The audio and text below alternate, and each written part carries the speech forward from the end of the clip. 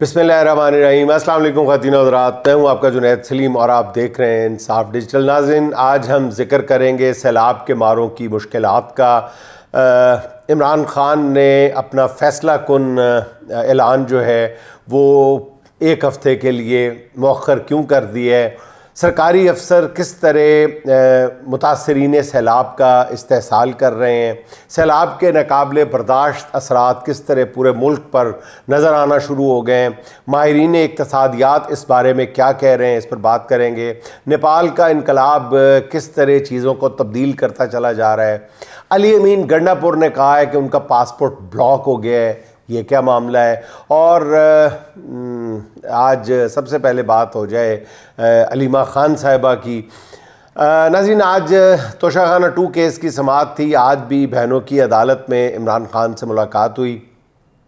मुलाकात के बाद मीडिया से गुफ्तगू करते हुए अलीमा ख़ान ने बताया कि इमरान ख़ान बिल्कुल ठीक ठाक है, अलबत्ता बुशरा बीबी की तबीयत ठीक नहीं है, उनको चलते हुए चक्कर आते हैं, इसलिए उन्होंने दरख्वास्त दी है कि कोई स्पेशलिस्ट डॉक्टर उनका चेकअप करें। अलीमा ख़ान साहिबा के इस बयान से कम वो ज़बानें भी चुप करा दी गई हैं, मेरा ख़्याल है, जो बहुत ज़ोर शोर से ये प्रोपेगेंडा कर रही थी कि अलीमा ख़ान साहिबा को सिर्फ अपना भाई याद है, भाभी याद नहीं, वो अपने भाभी का जिक्र नहीं करती। तो यार लोगों ने धड़ाधड़ वो पोस्टें शेयर करना शुरू कर दी जो अलीमा ख़ान साहिबा ने जेल से निकलकर बुशरा बीबी के बारे में की थी। फिर नाज़रीन, अलीमा ख़ान ने बताया कि कौमी असम्बली के अरकान के बाद इमरान ख़ान ने सेनेट के अरकान को भी कायमा कमेटियों से मुस्ताफ़ी होने का हुक्म दे दिया है। नाज़रीन, आपको याद होगा कि 4-5 दिन कबल आपको आगाह किया था कि ख़ान साहब जो हैं वो कुछ दिन बाद अपने इंतहाई फ़ैसला कुन कदम का ऐलान करेंगे। वो आज एक्सपेक्टेड था, लेकिन आज ख़ान साहब के एक इंतहाई करीबी साथी से मेरी बात हुई है, तो उन्होंने कहा है कि ख़ान साहब ने वो जो स्टेप उठाना था, जो ऐलान करना था, वो कम से कम एक हफ़्ते के लिए मौखर कर दिया है। नाज़रीन, अब फिर आपको बताता चलूँ कि वो बहुत ही फ़ैसला कुन और बहुत ही कहना चाहिए कि डिसाइसिव इन वन वे और दी अदर, वो डिसाइसिव स्टेप होगा जो पीटीआई की तरफ से उठाए जाने का ऐलान होगा। इसके लिए ख़ान साहब ने शायद मामला एक हफ़्ते के लिए मौखर कर दिया है। आज मीडिया टॉक करते हुए अलीमा ख़ान ने कहा कि मेन स्ट्रीम मीडिया का बायकॉट किया जा रहा है, सिर्फ सोशल मीडिया के सहाफ़ियों से गुफ्तगू करूँगी। गुज़िश्ता रोज़ मेन स्ट्रीम मीडिया ने अलीमा ख़ान की न्यूज़ कॉन्फ्रेंस का बायकॉट किया था। आज अलीमा ख़ान ने बताया कि उन्हें मेन स्ट्रीम मीडिया की कोई ज़रूरत ही नहीं है। इमरान ख़ान ने अली अमीन गंडापुर को हुक्म दिया है कि वो अफ़गानिस्तान जाए और अफ़गानियों को पाकिस्तान से ज़बरदस्ती बेदखल करने के मामले पर अफ़गान हुकूमत को पीटीआई का मौक़िफ़ पहुँचाएँ और साथ ही उनसे तालिबान के मामले पर भी बात करें। इस पर आज अली अमीन गंडापुर साहब ने बड़ी अजीबोगरीब बात कही। उन्होंने बताया कि वो तालिबान से बात करने के लिए अफ़गानिस्तान नहीं जा सकते क्योंकि उनका पासपोर्ट ब्लॉक है। क्या आज तक किसी को मालूम था कि उनका पासपोर्ट ब्लॉक है?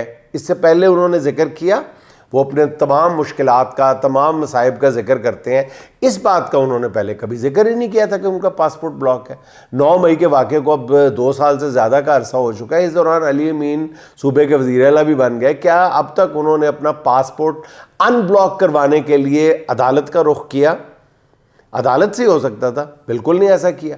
उन्होंने कहा कि जनाब वो उन्होंने नया पासपोर्ट जारी करने के लिए दरख्वास्त दे दी है। लेकिन बच्चा जानता है, ये कैसी अजीब बात की है गंडापुर साहब आपने, कि जब पासपोर्ट ब्लॉक हुआ हो तो वो नया पासपोर्ट बन जाएगा आपका? कैसे नया पासपोर्ट बनेगा? आपका पहला पासपोर्ट ब्लॉक हुआ है, उसकी जगह अब नया पासपोर्ट आपने दरख्वास्त दे दी है। आप अपने फॉलोअर्स को या पीटीआई के कारकुनों को अहमक समझते हैं गंडापुर साहब। आप कोई और जवाब बताएं, कोई और बहाना बनाएं। बहाना तो वो बनाएं जिसे सुनकर कम से कम हंसी तो ना आए। आपका पासपोर्ट अगर ब्लॉक हुआ है तो ये अदालत अनब्लॉक करेगी, आपको अदालत का दरवाज़ा खटखटाना चाहिए। ये आपने क्या बात की कि जनाब मैंने दोबारा पासपोर्ट की दरख्वास्त दी है, नया पासपोर्ट बनने की दरख्वास्त की है? जब उन्हें आपको पता है कि पासपोर्ट ब्लॉक होने की सूरत पे नया पासपोर्ट बन ही नहीं सकता, तो फिर उन्हें दरख्वास्त क्यों दी, कहाँ दी, किसने वसूल की? उसी के सबूत आप दे देते। नाज़रीन, इमरान खान जेल में बैठ के अली अमीन को मुकम्मल तौर पर एक्सपोज कर रहा है। عمران خان اگلے قدم کے طور پر علی امین گنڈا پور کو اب یہ کہہ سکتے ہیں کہ وہ افغان حکام سے آن لائن ہی بات چیت کر لیں اور پاسپورٹ رکھنے والے وزراء کا وفد جو ہے وہ افغانستان بھیج دیں، پھر دیکھیں ان کا کیا بہانہ ہوتا ہے۔ ویسے علی امین بار بار حکم دینے کے باوجود اپنے لیڈر کو ملنے اڈیالہ جیل نہیں جا رہے۔ اڈیالہ جیل جانے کے لیے گنڈا پور صاحب کون سا پاسپورٹ چاہیے؟ وہ افغان حکومت سے مطلب آپ نے کیا خاک میں لینے جانا ہے؟ خیبر پختونخوا میں جاری آپریشن کے خلاف بات کرنے کے لیے تو کوئی پاسپورٹ ہی نہ چاہیے، مگر آپ چپ ہیں۔ عمران خان کے حکم کے باوجود علی امین گنڈا پور کی جو جلسے کی تاریخ ہے وہ نہیں دے رہے، اس کے لیے کس پاسپورٹ کی ضرورت ہے؟ بدقسمتی سے ناظرین سیدھی بات ہے کہ علی امین گنڈا پور نے ایک ایسا راستہ چن لیا ہے جس کا اعلان کرنے سے وہ ڈر رہے ہیں۔ یار لوگ سب جانتے ہیں کہ وہ پی ٹی اے کے وزیر اعلیٰ نہیں رہے، وہ عمران خان کے وزیر اعلیٰ نہیں رہے، سیدھی بات ہے۔ فکر نہ کریں، عمران خان بھی انہیں گھر تک چھوڑ کے آئیں گے۔ اس دوران علی امین، پرویز خٹک، محمود خان، جہانگیر ترین وغیرہ کے سیاسی حالات اور موجودہ اوقات پر سنجیدگی سے غور کر لیں آپ۔ اچھا ناظرین، سیاست تو اپنی جگہ، سیلاب خوفناک سے خوفناک تر ہوتا چلا جا رہا ہے۔ سیلاب تو کسی حد تک چلے قدرتی آفت ہے، مگر اس کے ساتھ بیڈ گورننس نے متاثرین کی چیخیں نکلوا دی ہیں، اور اس سے بھی زیادہ افسوسناک بات ڈرامے بازیوں کی ہے۔ اور ان ڈرامے بازیوں میں سیاستدان اور سرکاری اہلکار اب برابر کے شریک ہیں۔ لگتا ہے دوڑ لگی ہوئی ہے کہ کون زیادہ بہتر ڈرامے کرتا ہے، اور دونوں ناکام ہیں، دونوں تھرڈ کلاس ڈرامے کر رہے ہیں، اور دونوں بری طرح ایکسپوز ہو رہے ہیں۔ سوشل میڈیا کی یہی تو برکت ہے، اسی لیے تو سوشل میڈیا کاٹ کھانے کو دوڑتا ہے۔ بری طرح پکڑے جاتے ہیں، اتنی گندی اداکاری کرتے ہیں، نو ڈائریکشن، نو پلاٹ، نو سٹوری، سب کچھ بنانے کی انتہائی بھونڈی کوشش کرتے ہیں، پکڑے جاتے ہیں۔ کبھی کچھ کر رہے ہیں، کبھی کچھ کر رہے ہیں، کبھی ایک ہی بندے کو تین دفعہ ریسکیو کر رہے ہیں، کبھی ریسکیو کرنے کی ڈرامے بازی حکمران کر رہے ہیں جا کے، کبھی وزیر پکڑے جاتے ہیں، کبھی سرکاری افسر پکڑے جاتے ہیں، کیا کر رہے ہیں؟ اور عجیب و غریب بیان دیتے ہیں، صرف کاسلیسی کر رہے ہیں، کوئی وزیر اعلیٰ کی، کوئی اپنے وزیر اعلیٰ کی، کوئی سندھ کے وزیر اعلیٰ کی، اور کہتے ہیں جی وہ میری فنگریاں کٹی ہوئی دیکھیں۔ ڈپٹی کمشنر سی ایس کہتے ہیں میری فنگریاں کٹی ہوئی دیکھیں۔ خدا کے لیے کیوں آپ اپنا مذاق اڑاتے ہیں؟ ناظرین، جب سے سیلاب کی تباہ کاریاں ہو رہی ہیں اس وقت سے مسلسل اس جانب توجہ مبذول کرائی جا رہی ہے کہ پنجاب کے حکمران اسے ایک فوٹو اپرچونٹی کے طور پر لے رہے ہیں۔ وزیر اعلیٰ، میڈم وزیر اعلیٰ کی دیکھا دیکھی پوری بیوروکریسی جو ہے وہ سوائے ٹک ٹاک کے کوئی اور کام کرنے کو تیار نہیں ہے۔ کچھ علاقوں میں سیلاب متاثرین کے لیے خیمہ بستیاں بنائی گئی ہیں۔ ان خیمہ بستیوں میں رہنے والوں کو اسی وقت کھانا ملتا ہے جب یہاں کسی افسر یا وزیر نے دورہ کرنا ہوتا ہے۔ جیسے ہی سرکاری افسر یا وزیر دورہ کر کے واپس چلا جاتا ہے، خیمہ بستیوں کا کوئی پرسان حال نہیں ہوتا، نہ انہیں سرکار کی طرف سے کھانا مہیا کیا جاتا ہے، نہ ہی کوئی دوسری سہولتیں دی جاتی ہیں۔ اکثر خیمہ بستیوں میں فلاحی تنظیمیں کھانا پہنچا رہی ہیں، ان میں آبویسلی الخدمت سر فہرست ہے، پاک فوج کے جوان کام کرتے ہوئے نظر آتے ہیں۔ اس کے علاوہ اور بھی کافی ساری تنظیمیں ہیں، منال فاؤنڈیشن اور رزق جو تنظیم ہے بہت بڑی، بھوکوں کو کھانا کھلانے کے حوالے سے بڑا شاندار ماضی رکھتی ہے، حال میں وہ بہت کام کر رہے ہیں۔ یہ دونوں مل کے ایک بہت بڑے پروجیکٹ پہ کام کر رہے ہیں کہ ایک بندے کو کھانا کھلانا چاہتے ہیں آپ، کوئی بھی عام آدمی اس کار خیر میں حصہ لینا چاہتا ہے تو یہ میں نمبر دے رہا ہوں، اس کے اوپر ان دونوں کا جو جوائنٹ پروجیکٹ ہے، یہ کم از کم 6 مختلف جگہوں پہ انہوں نے بڑے بڑے دسترخوان یا کھانے کا اہتمام کیا ہوا ہے، منال فاؤنڈیشن نے اور رزق والوں نے مل کے۔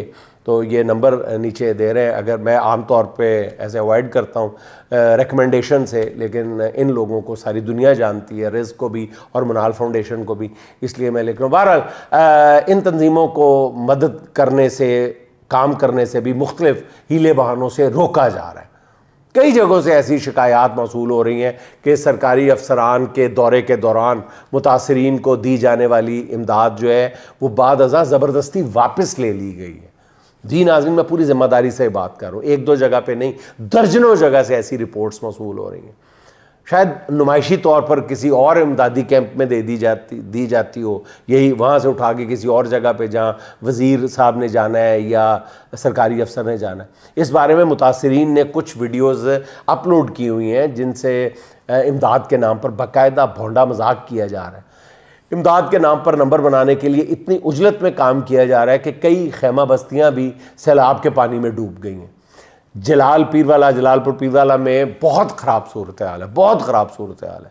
لوگ کئی روز سے پانی میں پھنسے ہوئے ہیں، رو رو کر منتیں کر رہے ہیں کہ انہیں یہاں سے نکال لیں۔ جنگ کی رپورٹ کے مطابق سرکاری ریسکیو جو ادارے ہیں وہ بھی کم و بیش ناکام ہو چکے ہیں، ہاتھ کھڑے کر دیے ہیں۔ متاثرین اب جان بچانے کے لیے پرائیویٹ کشتی مافیا کے ہاتھوں لٹ رہے ہیں، جنہوں نے ایک چکر کا ریٹ جو ہے 40,000 سے 1,00,000 روپیہ کر دیا ہے۔ یعنی حکمرانوں کو اور سرکاری اور بیوروکریسی کا رونا روتے ہیں، ہمارا اپنا حال کیا ہے؟ جہاں ہمارا داؤ چلتا ہے ہم کون سی کم کرتے ہیں؟ عوام ہی ہے نا، چھوڑیں باقیوں کو، لوٹ رہے ہیں ایک دوسرے کو، سستے جانور خرید کے ان کی مجبوریوں کا فائدہ اٹھا رہے ہیں، چوری کے جانور دانستہ طور پر پتہ ہے کہ چوری کے وہ خریدے جا رہے ہیں، شرم نہیں آتی؟ قیامت بھول گئے۔ ناظرین، سیلاب کی تباہ کاریاں ابھی جاری ہیں اور نہ جانے کب تک جاری رہتی ہیں۔ اللہ تعالیٰ فضل کرے، کو خاص فضل فرمائے ہمارے حال پر، ہماری اس مشکل کو آسان کرے۔ اس کے اثرات پورے ملک پہ اب نمودار ہونا شروع ہو گئے۔ آٹے کی قیمت 2 ہفتوں کے اندر دگنی ہو گئی ہے۔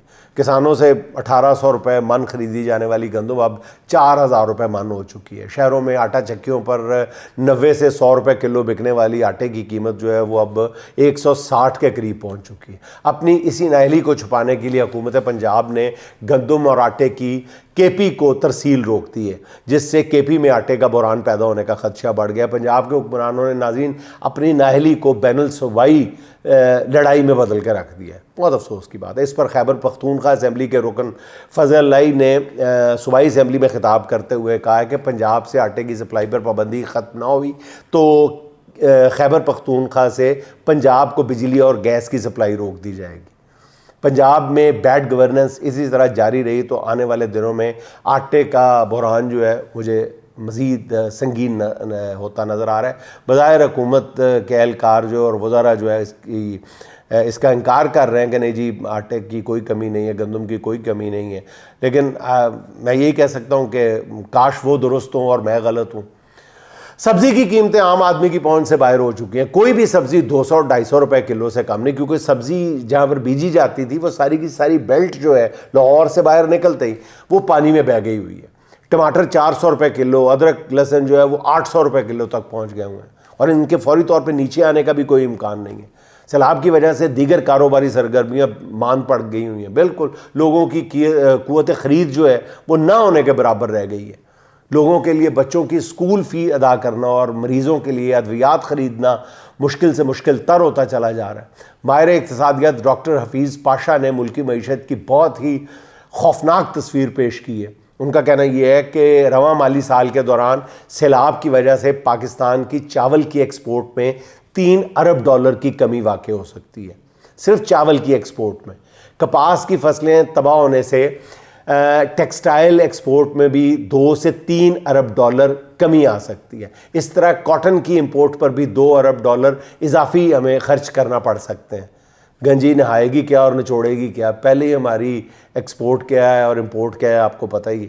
اب اس رپورٹ کے سامنے آنے کے بعد مطلب ڈاکٹر حفیظ پاشا صاحب کہتے ہیں کہ رواں سال پاکستان کے تجارتی خسارے میں مزید 7 ارب ڈالر اضافے کا خدشہ ہے۔ 7 ارب ڈالر پاکستان کے زر مبادلہ کے ذخائر کا نصف بنتا ہے۔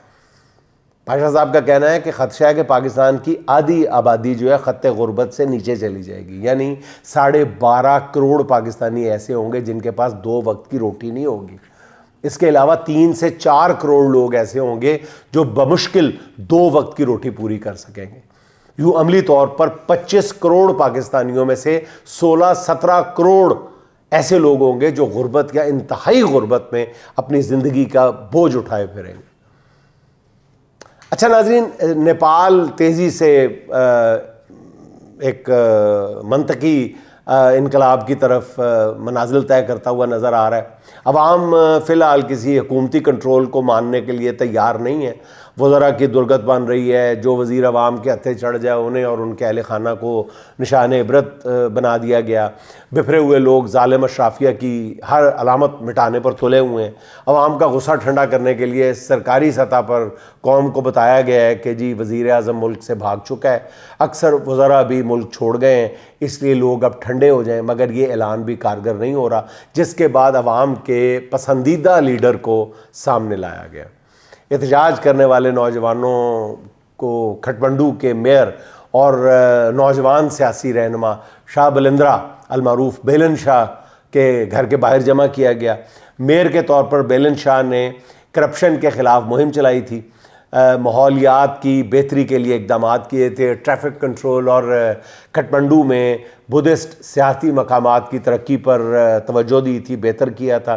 بیلن شاہ نے نیپال کے نوجوانوں کو قوم پرستی کا سبق پڑھایا. بطور میئر میرٹ پر عمل درآمد کر کے دکھایا. 2023 میں ٹائم میگزین نے انہیں 100 ابھرتے ہوئے لیڈرز کی فہرست میں شامل کیا تھا. ریاست جب مظاہرین کے ہاتھوں ہار گئی تو بہرحال ایک پاپولر لیڈر کو ہی ریاست کو مکمل تباہی سے بچانے کے لیے سامنے لانا پڑا. پاکستان میں معروف جاپانی کمپنی یاماہا کا پاکستان میں موٹر سائیکل کی پیداوار بند کرنے کا اعلان کر دیا گیا ہے. یاماہا پاکستان نے اپنے پیغام میں کہا کہ جی کاروباری پالیسی میں تبدیلی کے باعث ہم پاکستان میں موٹر سائیکلز کی پیداوار بند کر رہے ہیں. یاما تقریباً 50 سال سے پاکستان میں پروڈکشن کر رہی تھی. یاما ایک برانڈ نیم تھا جو بچے بچے کی زبان پر تھا, مگر اب یاماہا کہتی ہے کہ جی ہماری ہمت جواب دے گئی ہے.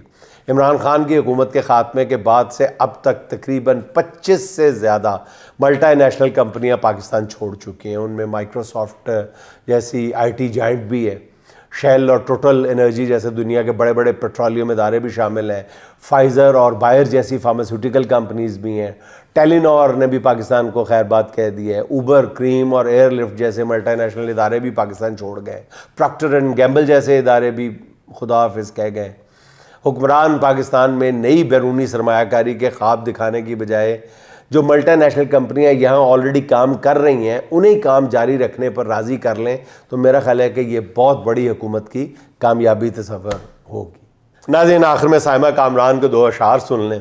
اس دور خرابات میں حق کا کوئی شیدا, اس دور خرابات میں حق کا کوئی شیدا, سچ بول رہا ہے تو وہ پاگل ہے یقیناً, سچ بول رہا ہے تو وہ پاگل ہے یقیناً. ہر روز زمیں بوس ہوا جاتا ہے ایک گھر, ہر روز زمیں بوس ہوا جاتا ہے ایک گھر. اس شہر کی بنیاد میں دلدل ہے یقیناً, اس شہر کی بنیاد میں دلدل ہے یقیناً. ناظرین خوش رہیں, خوش رکھیں. آپ سے ملاقات ہوگی انشاءاللہ اگلے ولاگ میں. اللہ حافظ.